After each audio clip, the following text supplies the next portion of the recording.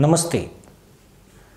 सोचिए, एक ऐसा दृश्य है जब पूरी दुनिया की आंखें एक साथ दो जगहों पर टिकी है। एक तरफ प्रधानमंत्री नरेंद्र मोदी की ऐतिहासिक चीन यात्रा है और दूसरी तरफ पाकिस्तान की धरती पर महाविनाशक बाढ़ है जिसने पूरे पंजाब प्रांत को डुबो दिया है। बीजिंग की चमकदार रोशनी में मोदी का स्वागत हो रहा है, कैमरों की फ्लैश गूंज रही है और वैश्विक ताकतों के विश्लेषक अपनी अपनी डायरी में नोट्स बना रहे हैं कि भारत अब किस दिशा में जा रहा है। वहीं लाहौर की अंधेरी गलियों में पानी घुस चुका है, बच्चे भूख और प्यास से करहा रहे हैं और कसूर के लोग नाव पर अपनी जिंदगी का सामान समेट रहे हैं। फर्क सिर्फ इतना है कि भारत भविष्य की पटकथा लिख रहा है और पाकिस्तान अपने ही गुनाहों की सजा भुगत रहा है। मोदी जैसे ही चीन की जमीन पर उतरते हैं, बीजिंग का माहौल बदल जाता है। एक तरफ चीन की सरकार के लिए यह एक सांकेतिक पल है, दूसरी तरफ अमेरिका और यूरोप के अखबार इस यात्रा को एशिया का नया मोड़ कह रहे हैं। तुर्की और पाकिस्तान जैसे देशों की नींद उड़ गई है क्योंकि उन्हें डर है कि अगर भारत और चीन कुछ कदम और नजदीक आ गए तो उनका महत्व घटकर शून्य हो जाएगा। पाकिस्तान के टीवी चैनलों पर हंगामा मचा है।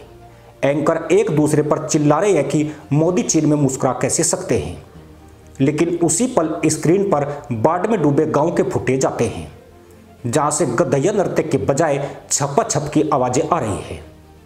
चीन और भारत के बीच बढ़ती साझेदारी पाकिस्तान के लिए अतिरिक्त परेशानी का कारण है।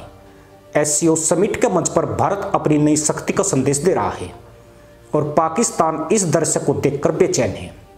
बीजिंग की बैठक में तय हो रहे समझौते पाकिस्तान के लिए जैसे कड़ा संदेश है कि अब भारत और चीन के साथ तालमेल बढ़ेगा और पाकिस्तान को अकेले ही अपनी नाकामियों के साथ लड़ना पड़ेगा। पंजाब प्रांत की तबाही अपने चरम पर है। 1.5 मिलियन से अधिक लोग प्रभावित हैं। 800 नावें और 1300 बचाव कर्मी काम में जुटे हैं, लेकिन हालात काबू में नहीं आ रहे हैं। लाहौर की गलियों तक पानी पहुंच चुका है। कसूर को बचाने के लिए प्रशासन खुद तटबंध तोड़ चुका है, यानी अपनी धरती को पानी के हवाले कर देना पड़ा है। और सोचिए, यह सब तब हो रहा है जब प्रधानमंत्री शहबाज शरीफ चीन में दावत उड़ाते नजर आ रहे हैं।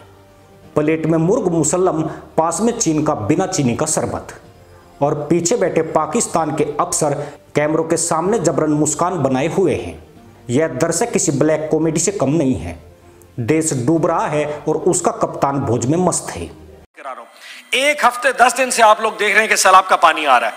सबको पता है ये पानी इंडस में इकट्ठा होगा। इंडस यहां से डेरा इस्माइल खान जाएगा, डेरा इस्माइल खान से डेरा गाजी खान डिवीजन से होता हुआ सक्खर के रास्ते सिंध में दाखिल हो जाएगा। मैं आज आपको बावर करा देता हूं कि 1 सितंबर के करीब ये जो पानी है ये हमारे जनूबी पंजाब में आएगा।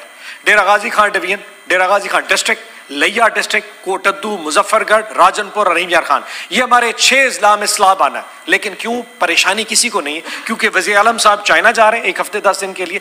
वज़ीर आला साहिबा जापान चले गए। पता नहीं इनको जापान चाइना से क्या मोहब्बत हो गई अचानक, और इनको इस वक्त ये पता नहीं है। और यही सैलाब जो आप टीवी में देख रहे हैं मेरे जनूबी पंजाब भी दाखिल हो जाएगा।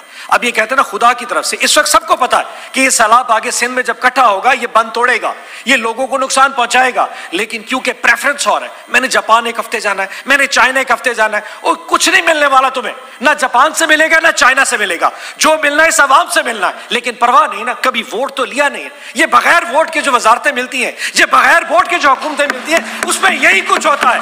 मोहब्बत अवाम से नहीं होती, मोहब्बत उन आकाओं से होती है जिन्होंने आपको हुकूमतें दी हैं। पाकिस्तानी मीडिया की हालत और भी दिलचस्प है। दिन भर मोदी के चीन दौरे पर शक और जलन से भरे प्रोग्राम चलते हैं, लेकिन जब कैमरे बाढ़ की तबाही दिखाते हैं तो चैनल के एंकर का स्वर बदल जाता है।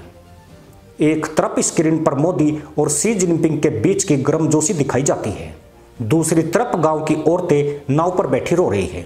लोग पूछ रहे हैं क्या यह भारत की साजिश है, लेकिन सच यही है कि अगर भारत के बांधों से छोड़े गए पानी ने पाकिस्तान को डुबोया भी है तो यह पाकिस्तान की अपनी अक्षमता है कि वह इतने सालों में बुनियादी ढांचे को मजबूत नहीं कर पाया। विडंबना यह है कि पाकिस्तान की सरकार दुनिया से मदद मांग रही है, लेकिन दुनिया की नज़र मोदी पर टिकी है। अमेरिका अब पाकिस्तान की तरफ उंगली तक नहीं उठाता। तुर्की अपने ही संकटों में घिरा है। खाड़ी देश तेल की राजनीति में उलझे हैं और पाकिस्तान वह बाढ़ के पानी में तैरता हुआ भीख की गुहार लगा रहा है। सबसे बड़ा पहलू यही है कि जिसके पास आतंक फैलाने के लिए हमेशा बजट था, उसके पास अपने नागरिकों को बचाने के लिए नावें तक कम हैं। झंग और सदानी जैसे इलाके मौत के मुंह में जा रहे हैं। चेतावनियां जारी है कि अगले 24 घंटे बेहद खतरनाक हो सकते हैं। बल्लो की बैराज पर पानी का स्तर इतना बढ़ चुका है कि किसी भी पल तटबंध टूट सकता है। गांव में लोग छतों पर चढ़कर हाथ हिला रहे हैं।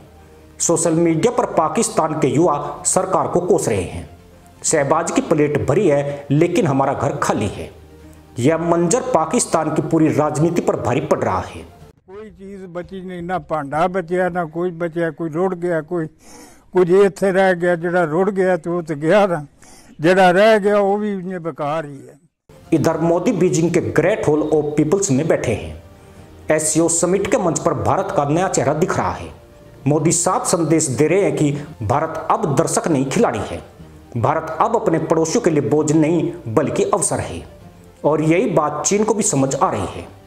पर्दे के पीछे दोनों देशों के बीच सांस्कृतिक आदान प्रदान और आर्थिक सहयोग की नई नींव रखी जा रही है।